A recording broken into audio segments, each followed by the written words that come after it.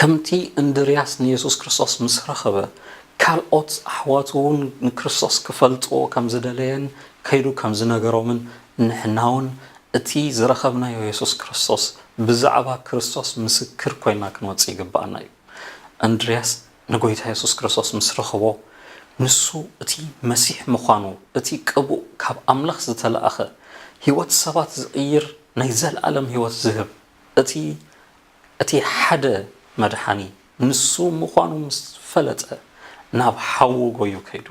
ቃል ኣምላኽ ድማ ከምዚ ይብለና ንሱ ቅድሚ ንሓዉ ስምዖን ረኸቦ እሞ ንመሲሕ ክርስቶስ ዝትርጉሙ ረኺብናዮ በሎ ናብ ኢየሱስን ኣምጽኦ ኢየሱስ ከዓ ጠሚትዎ ንስኻ ስምዖን ወዲ ዮና ኢኻ ንስኻ ኬፋ ጴጥሮስ ዝትርጉሙ ክትበሃል ኢኻ በሎ ይብሎ እንድርያስ ጎዩ ናብ ሓዉ ነቲ መሲሕ ረኺበዮ ኣለኹ እስራኤል ትጽበዮ ህዝቢ ኩሉ ዓለም ዝጽበዮ እቲ መድሕን እቲ ካብ ኣምላኽ ዝተቐብአ ንጉስ እቲ ነቢይ እቲ ሊቀ ካህን ካብ ኣምላኽ ዝተለኣኸ ቅቡእ ረኺበዮ ኣለኹ ኢሉ እዚ ብስራት እዚ ንጴጥሮስ ክነግሮ ከሎ ንርኢ ስምዖን ነይሩ ሽሙ ቅድሚኡ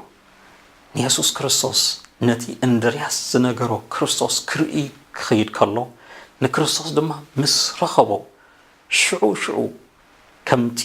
እንድርያስ ህይወቱ ዝተለወጠ ብክርስቶስ ሕጂ ድማ ኢየሱስ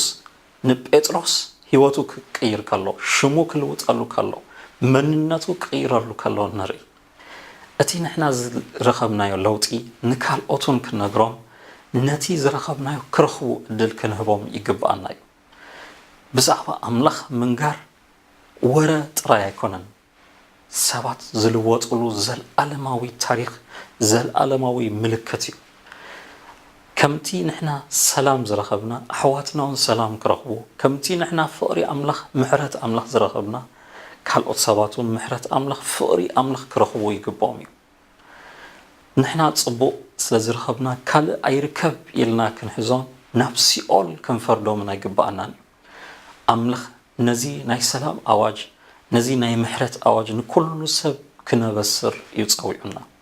ከምቲ እንድርያስ ዝገበሮ ንሕዋትና ብዛዕባ ክርስቶስ ክንነግሮም ይግባአና እዩ ነቶም ኣዝና ነፍቅሮም ብኣቶም ክንጅምር ንዓቶም ብዛዕባ ክርስቶስ ክንነግሮም ይግባአና እዩ